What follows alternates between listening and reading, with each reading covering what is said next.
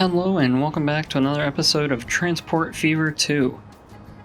To start off this episode, we have a little problem that popped up right at the end of last episode, and that is these trains are too long for the track that they're on. We can see here this train can't get by because this train here is blocking the cross. So one simple fix we have, I believe, is to simply move these signals. Actually, I don't think we can move these signals because of the crossing here. We might be able to get them a tiny bit closer. I'm not sure, but we can see that does clear them up. Maybe. But anyway, that's not really the fix that we're looking for. I think what we're gonna have to do is update these trains to be much similar to a lot of the other trains we've been doing, such as this one, and utilize these bi-level cars that can carry loads more people. Because as we can see here, this line is in very large demand, I think almost everywhere across the map. If we look at some of our other stations, it's also very similar. This one has over 500 people waiting. Over here in Victorville, there's a decent amount. The other side of the river, Corpus Christi, has a lot of people waiting, and Clearwater, as usual, has a couple of people waiting. Not too much, though, although I think all of those are mostly waiting to go to Bridgeport, as for a while it was capping out the capacity. And lastly, here in Alexandria, there is some demand. So I don't know if we're going to make these trains larger. I think maybe we just keep the capacity the same and upgrade these to have the bi-level cars. So for this train, we're going to go with the usual engine we've been using, and we're going to go with 5 of these bi-level cars. These have just slightly higher top speed. However, they do weigh heavier, so if we're going up steep slopes, this might not be our first choice, even if it is just a tiny bit of weight change. This loop doesn't really have much elevation change anyway, so I think choosing this one over the other one we've been using is probably beneficial for this line.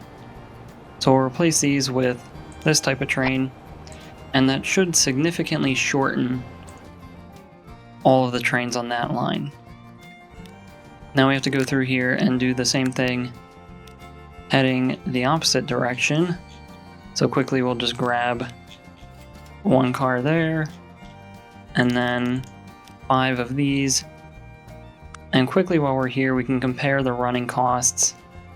This one costs, we can round that up to 5 million a year. And then when we replace this,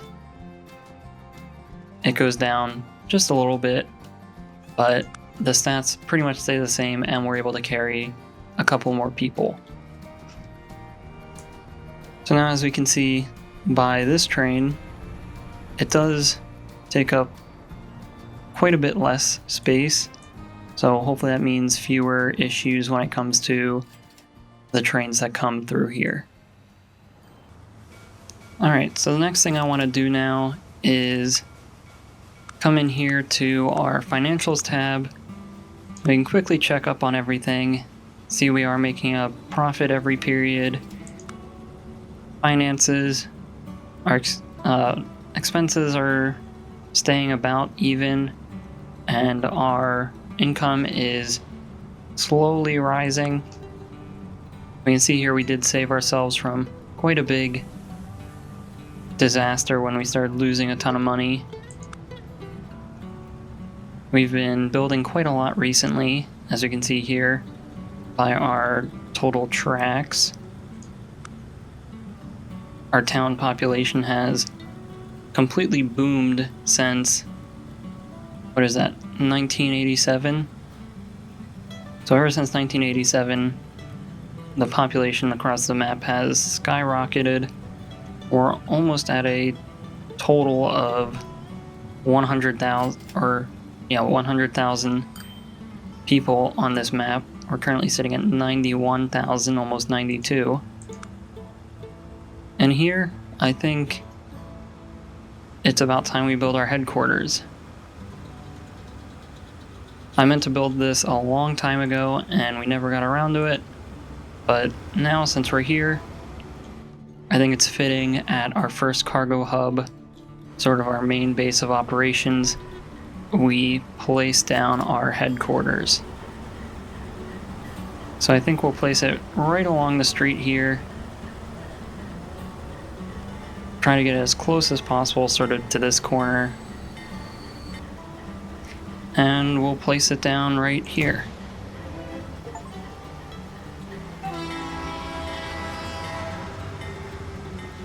So here's our headquarters. Looks pretty nice. I think maybe this is the front. So let's just quickly... Can we relocate it? Yeah, we can. So let's just quickly rotate this and place it right back down where it was. So there we go. We have a nice headquarters. You can see this plaque with our transportation, our company name on it. We got this really nice statue. Looks like a solid gold statue. And then this really cool building. And although it might not fit the style of the cargo hub, I think symbolically being sort of our first major development on this map, it's a fitting spot to put it. So anyway, now that we have this place down, we can move on to some other things to do around the map. So firstly, I think we finally need to address the connection between Louisville and Clearwater. We've tried before with this train and a bus line that can never really get traction because of all the traffic. So I think we maybe just need to make some road connections through the mountain and hope that that will help take a lot of pressure off of this highway. So I think where we're gonna put these, the first one, we might be able to get to come from here and get it to connect over to one of these roads here. I think this one probably fits best because it connects into this main highway. So we'll do that. We will need to replace this bridge. This is a very steep road, but I think it's fine. I think it adds character to this road. So we'll place this back in and replace it with a better bridge. So now we have that placed.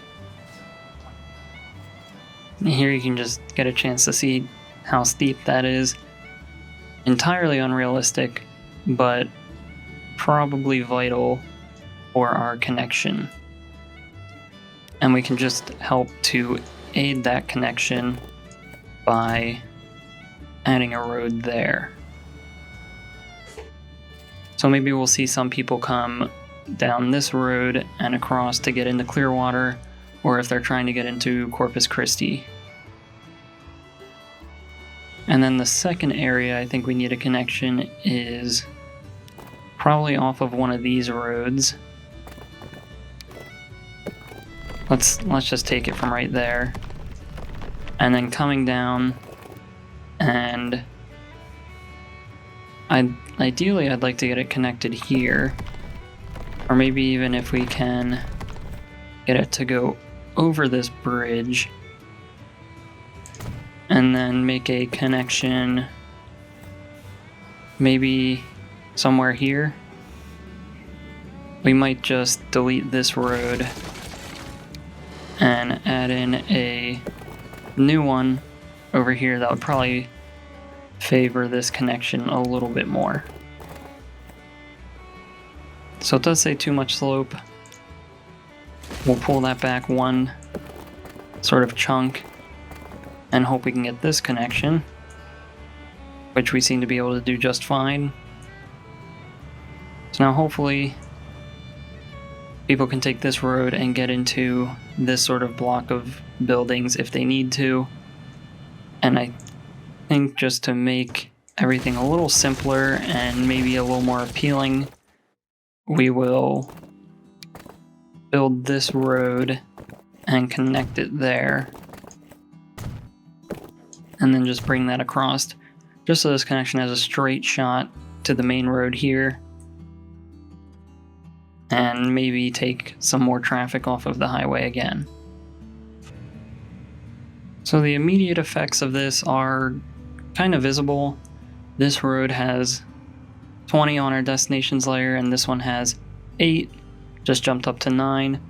So hopefully that means that things will start to go up more and more over time, which hopefully will be good for the overall traffic health of both of these cities.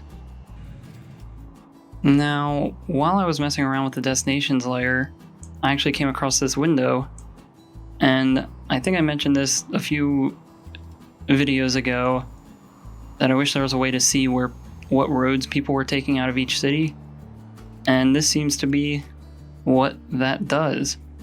So we can see what city is having a lot of the issues.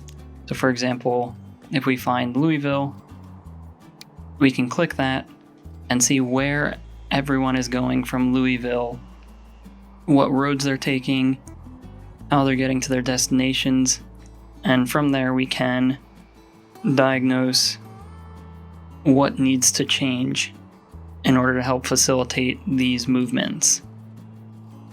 I wish I noticed this tool earlier, because this would have been hugely helpful in figuring out what roads we need to upgrade and what connections we need to make. But now that we've found it, we can definitely use this to our advantage. So let's start looking into some other cities with this tool. So here we're looking at Bridgeport, and we can clearly see the single main road running through here is largely what's getting used. And then coming out of Bridgeport, everyone's coming across the bridge or through here to get into what seems to be Lexington, probably to go into Tucson, which I'm surprised they're not coming through this way, although that might be slightly longer to go this way than to come through Lexington. So maybe if there's a way we can connect to our underground highway that we have, if we maybe put some connection point over here, if we just drag this road and connect, maybe that'll make this distance short enough for people to start using it. I'm not too sure yet. We'll also have to check the traffic on this road and make sure it won't interfere with that. But then looking at the other side, the people coming across the bridge here, it seems like most of them are going into Corpus Christi, and then there's a good chunk of them that come across and go up to Brownsville. But I think largely the people going to Corpus Christi is what's causing a lot of our traffic jam here.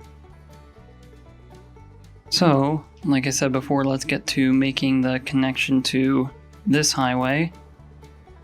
And hopefully we're able to just grab this road and connect it underground. I know an underground intersection isn't entirely realistic, but that's okay. I think we're just sort of trying to figure things out, then making it really realistic when it comes to things like this. So we'll also just improve some connections to this road, just in case if people want to come across here and use it, we might as well provide the best connections possible to influence people to use this road. And then I think another connection we need to make coming across this bridge is give people an option to go straight and then also connect straight into this highway here. So hopefully if they get the chance to connect there, they can then take it and use that instead to go over to Tucson or maybe even Cedar Rapids, even though there is already probably shorter connections that go up there. But at least providing the option could hopefully help out at least a few people. So here we're looking at Toledo and we can clearly see a very strong line that runs through the 6-lane road that cuts through it. We can see the roundabout has a lot, and of course these two roads have a lot, which we've already sort of known that. So this just helps us see that better, and we might even take this road and turn it into a 4-lane road all the way into Louisville. I know that's only really going to delay the inevitable of traffic building up all the way along these roads, but hopefully now that this road that comes into the roundabout is pretty much clear, traffic will flow a little bit better around this roundabout, as long as this traffic light doesn't keep blocking the traffic coming through. And I think what we might actually do here is pause real quick, delete this bus stop, and we'll instead place it the next road over, and then just delete these roads so that this road can have a much larger area to hold the cars that are coming off of the roundabout, just because the main purpose we want for here is for these cars to just keep flowing around here. If the roundabout gets backed up, then that becomes a very tricky situation to unclog it. So giving these cars some space, some room to maybe get into a different lane if they need to, should help out in the short term for this roundabout. So it looks like we already have plenty of cars coming in from our 2 side roads that we've added. Hopefully that means traffic here will ease up soon enough. It looks like this road's gonna almost be cleared up soon. And I think once we get Louisville to Clearwater all cleared up, it'll sort of be a domino effect where traffic coming from Toledo and Mesquite will start to clear up, and in the end this will all run smoothly. But of course getting that cleared up is the main challenge at the moment. So I want to take the opportunity to look at a city that we haven't really looked at in a while and maybe get ahead of the issues before they really start. So here in Murrieta, looking at the destinations coming out of Murrieta, we can see a lot of the main roads. The main one we suspected between Green Bay and Murrieta. We also have a train line running between them to help keep things moving. And then we have this road here that we've connected to Huntsville. That's definitely one of our bigger issues, is fixing this connection. We need to figure out a more seamless way to get it in and through the city, because if we see it just splits into 2 main branches and those end up sort of clogging the rest of the city. And then we have our connection to Arlington, which might not be an issue yet. Everything looks to be okay on that road. And then this one, for some reason, we need to fix this road. So this whole area needs redone and revamped so we can keep things moving, keep our trucks moving. and continue to help get these cars to where they need to go. So I believe where this issue starts is by getting a larger road running through Huntsville, and I think we could probably get one to run from this point here over to this point here.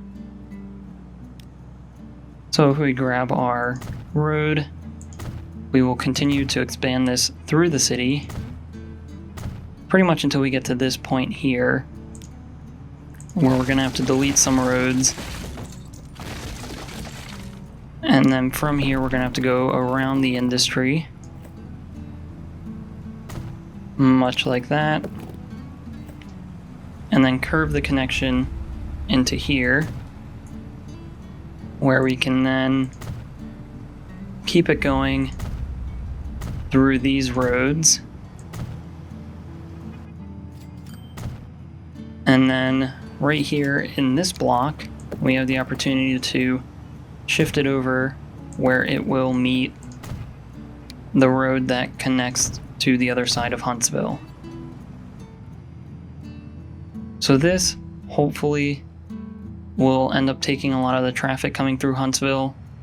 I'm not sure if it's the answer just yet, but at least having one large road cutting through the city to allow cars to go back and forth and filter into the rest of the suburban area out here should help in the long run, as well as having a connection to our highway network.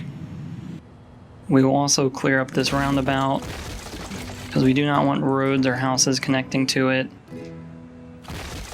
And of course, to fix this, we can then just come into our tools and lock all of these roads and claim them as our own. Now, I think another important upgrade would be for this road just to be 2 lanes or 4 lanes, because I think a lot of these cars are split with going left and right. For people that come out of Murrieta on this road, they'll want to go take this connection and then turn right. But for a lot of cars coming this way heading into Murrieta, they'll want to come and turn left. So providing 2 lanes that turn in each direction hopefully will help sort the traffic better. Now I want to take the chance to look at something we haven't done in a while, and that's looking at some of our boats. While fixing the traffic in Murrieta, I noticed this port has a ton of bricks waiting, and the other line doesn't really have that much. And I think that's because this is getting overloaded yet again and not allowing enough space for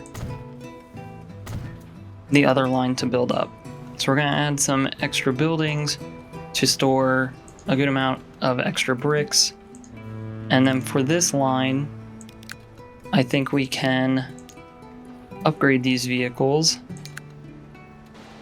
I believe what we were using were these boats. And recently we've unlocked much bigger and slightly faster boats that run for about the same amount per year. So I think we'll replace these 2 boats with these Merlin ships. And honestly, I think we could probably get a 3rd one on this line just to help clear that out. And then these ships running on this line, these could also probably get replaced. They'll go, I believe they're already going the same speed, but now they have much more capacity. And once the demand sort of levels out between these 2 lines, it should start to clear itself up. So now, just coming back before we end the episode here and checking on some of the other things we've added, it does look like some of these connections we made are helping out by having these extra connections to the underground highway. I think they'll help, probably not too much, but anything we can get off of this backed up road should help in the long run with traffic. And hopefully that'll start to slowly make its way back to clear water, where this roundabout won't be too full in the near future. Now, I know we've made some changes recently that seems to have not fixed the solution or created different problems, but I think the fact that the things that we've added have created new problems means we are that much closer to finding a solution to our issues that were sort of deeply rooted over the sort of lifetime of the series. So with that, I think that's pretty much going to be all for this episode. If you enjoyed this video, please like and subscribe. If you have any suggestions or feedback, leave a comment below. Thanks for watching and have a great day.